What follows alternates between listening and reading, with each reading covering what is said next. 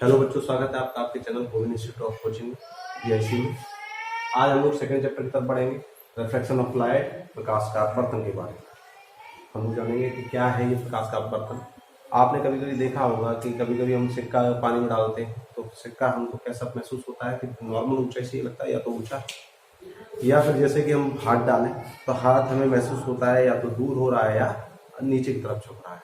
कहीं ना कहीं कुछ ना कुछ, या कोई लकड़ी की डंडी डाल के देखें तो वो भी इसी कंडीशन में प्रतीत होती है आपको। ऐसा क्यों होता है, आइए इन सब बातों के बारे में हम आज जानेंगे। प्रकाश जो है वो हमारा एक जैसा अगर माध्यम हो, यानी मीडियम हमारा जो सेम हो, तो हमारा जो प्रकाश है, लाइट है, वो हमेशा कैसा चलेगा, एक सीधी सरल रेखा में चलता है। लेकिन जैसे ही उसे कोई पारदर्शी माध्यम, ये कंडीशन नेसेसरी है कि पारदर्शी माध्यम होना जरूरी है। जैसे कि पारदर्शी यानी ट्रांसपेरेंट कोई मीडियम मिलता है जिससे कि एक मीडियम से दूसरी मीडियम में जाता है, तो या तो वो थोड़ा सा अभिलंब कहेंगे, क्या अभिलंब कहाँ से आ गया, तो उसके दिशा में कहीं ना कहीं परिवर्तन आ। पहले ऐसे समझ लीजिएगा कि दिशा में परिवर्तन आ रहा है। तो अब कैसे, जैसे कि हमारा ये है कोई तल है, ये हमारा मीडियम 1 है और ये मीडियम 2। मीडियम 1 मान लिया हमने, क्या कह दिया, ए है। मीडियम 2 हमारा क्या मान लिया हमने, गिलास। यानी अब हम क्या करते हैं, मान लो कोई प्रकाश की किरण यानी कि लाइट की रे जो है वो यहाँ से इमिटेड रे जो है वो ये इस तल पर, यहाँ इस बिंदु पर ऊपर टकराती है। कहाँ टकरा रही है, ओ। ये माध्यम जो है ये वायु, तो ये क्या है, हिंदी में कहते हैं इसे कांच।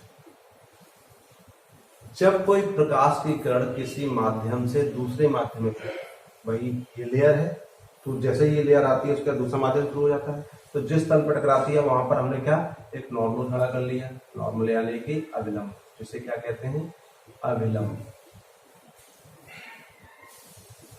अगर ये परावर्तक पृष्ठ होता तो प्रकाश की किरण जिस एंगल से आई है उसी एंगल से हमारी वापस हो जाती, तो ये हो जाता प्रकाश का परावर्तन। लेकिन जब ट्रांसपेरेंट मीडियम है, यानी एक माध्यम से दूसरे माध्यम में हमारी किरण जो है प्रवेश कर रही है, तो हम क्या करेंगे, ये प्रकाश की किरण हमारी आ रही है, ये एंगल हमने मान लिया आई, और ये रे कैसी हो गई, एमिटेड।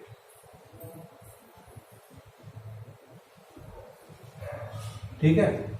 और इसके बाद जैसे ही वायु से कांच थोड़ा सा सघन माध्यम कहा जाएगा। क्यों कहा जाएगा, सघन को क्या कहेंगे हम लोग, डेंसर, और विरल को क्या कहेंगे, रेयर। सघन का मतलब होता थोड़ा घना, और विरल का मतलब थोड़ा सा ब्रॉड, यानी कि जहां वो जो है किसी पदार्थ के वो दूर।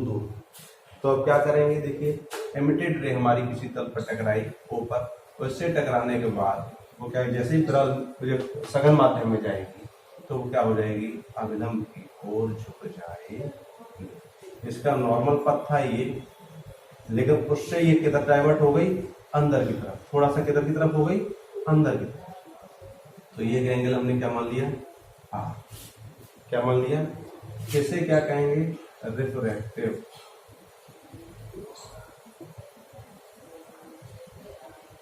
यानी कि अपवर्तक किरण।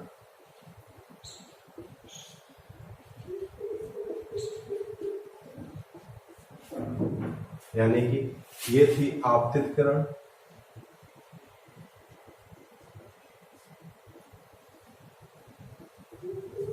ये हो गई अपवर्तित किरण।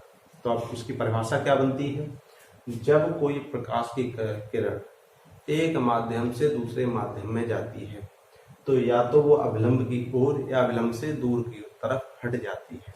अभी ये क्या हुआ, पास की तरफ आई। अगर ठीक इसका रिवर्स करते हैं, ठीक इसका अगर हम रिवर्स करते हैं तो ये हमारा अभिलंब रहा। अगर हमारी प्रकाश की किरण इस तरह आ रही है, इस बिंदु पर टकरा रही है, तो ये हमारी एंगल आई बनाएगा। क्यों, ये हमारा क्या है, एमिटेड रे। तो अगर अगर हम ग्लास करते हैं और नीचे एयर करते हैं, ये मीडियम वही रहा, ये नॉर्मल रहा, तो क्या होगा, जब सघन से विरल यानी कि डेंसर से इसमें रेयरर में जाएगी तो प्रकाश की किरण अब जो है इसका मार्ग तो ये था, लेकिन अब वो किधर हट जाएगी, थोड़ा सा दूर की तरफ हट जाएगी। किधर हट जाएगी, थोड़ा दूर की तरफ, किससे, अभिलंब से, नॉर्मल से थोड़ा सा क्या हो जाएगी, डिस्ट्रैक्ट हो जाएगी।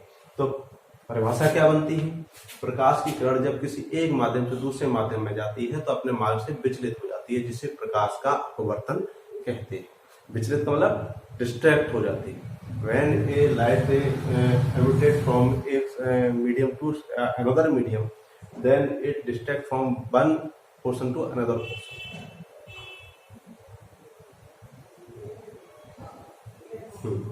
तो क्या परिभाषा बनी कि जब कोई प्रकाश की किरण लाइट रे किसी एक माध्यम से दूसरे माध्यम में जाती है तो अपने अभिलंब से या तो डिस्ट्रैक्ट हो जाती है या उसकी तरफ आ जाती है, यानी विचलित हो जाती है।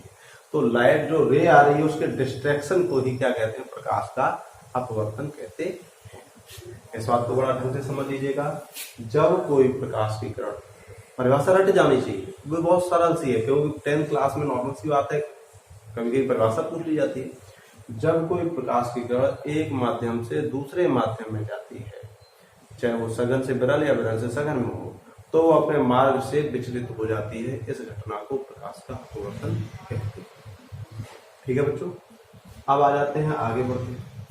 जब आपतित किरण द्वारा बना कोण हमारा क्या कहलाता है, एमिटेड एंगल, और रिफ्रैक्टिव रे द्वारा बना कोण क्या कहलाता है, रिफ्रैक्टिव यानी रिफ्रैक्टिव एंगल कहलाएगा हमेशा। अब आपका प्रकाश के अपवर्तन के नियम लागू होते हैं। कैसे लागू होते हैं देखिए।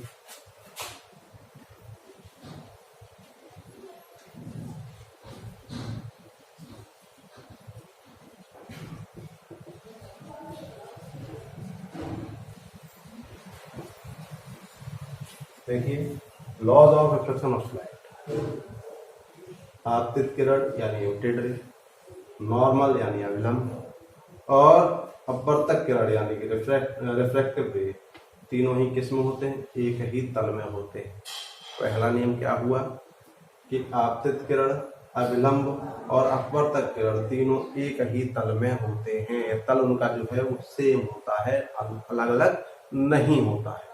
नंबर दूसरा नियम, आपतित कोण की जिया यानी इसकी जिया और अपवर्तित कोण की जिया, जब कोई प्रकाश की किरण एक माध्यम से दूसरे माध्यम में जाती है तो आपतित कोण की जिया यानी कि इंग्लिश में क्या कहते हैं, साइन, अपवर्तित कोण की जिया यानी कि साइन का अनुपात एक नियतांक यानी कांस्टेंट होता है। तो फर्स्ट लॉ तो आपको समझ में आ गया। सेकंड लॉ हो गया यानी कि अब आपतित कोण की साइन यानी sine i upon sine r equal to a constant. क्या हो जाएगा, कांस्टेंट। ये बात समझ में आई आपकी। क्या हमने शुरू से एक बार फिर से, जब कोई प्रकाश की किरण एक माध्यम से दूसरे माध्यम में जाती है तो अपने मार्ग से विचलित हो जाती है। इसे प्रकाश का अपवर्तन यानी कि रिफ्लेक्शन ऑफ लाइट कहते हैं।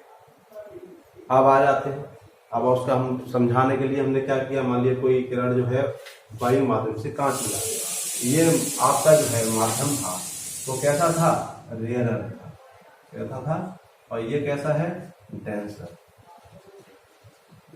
यानी कि थोड़ा सघन। ये सघन हो गया और ये विरल माध्यम हो गया। हिंदी में भी समझिए, इंग्लिश में भी समझिएगा। तो जब कोई प्रकाश की किरण विरल माध्यम से सघन में आती है तो अभिलंब से की ओर झुक जाती है। जब उल्टा करेंगे, जब सघन से विरल में जाएगी तो अभिलंब से दूर हट जाती है। इस चीज को आपने बड़े ढंग से समझ लिया। ये एंगल क्या था, हाँ। तो और उसके बाद laws of refraction of light क्या कहते हैं कि आपतित किरण, एमिटेड रे, नॉर्मल और रिफ्रैक्टिव रे तीनों एक ही तल में होते हैं, सेम सरफेस में होते हैं, एक ही तल में होते हैं। दूसरा लॉ था कि आपतित कोण की जिया, आपतित कोण आई था, अपवर्तित कोण आर था, दोनों का अनुपात एक नियतांक होता है जिसे कि हम ज्यादातर एन से शो करते हैं। अब अगर हमारे साथ यहाँ एयर से ग्लास में आ रहे हैं तो जब एन को क्या कहते हैं, अपवर्तनांक कहते हैं। क्या कहते हैं, अपवर्तनांक कहते हैं। इसी को sine i upon sine r बराबर एन को क्या कहते हैं, स्नेल्स नियम कहते हैं। क्या कहते हैं, स्नेल का नियम भी कहते हैं। इस चीज का विशेष ध्यान रखिएगा कि आपतित कोण की ज्या और अपवर्तन कोण की ज्या का अनुपात एक नियतांक होता है, sine i upon sine r equal to a n g. अगर ग्लास टू एयर में जाएगा तो ग्लास पहले, यानी कि हवा के सापेक्ष पानी का वो कांच का अपवर्तनांक क्या होगा, sine i upon sine r निकाल दें तो अपवर्तनांक आपको प्राप्त हो जाएगा। आप बात करते हैं हम किसकी, अगर मान लो कोई प्रकाश की किरण इस पर अभिलंब बिल्कुल ठीक सीधी पड़ती है, यहाँ जो बात हो रही है sine i upon sine r वो एक ही रंग के प्रकाश के लिए हो रही है।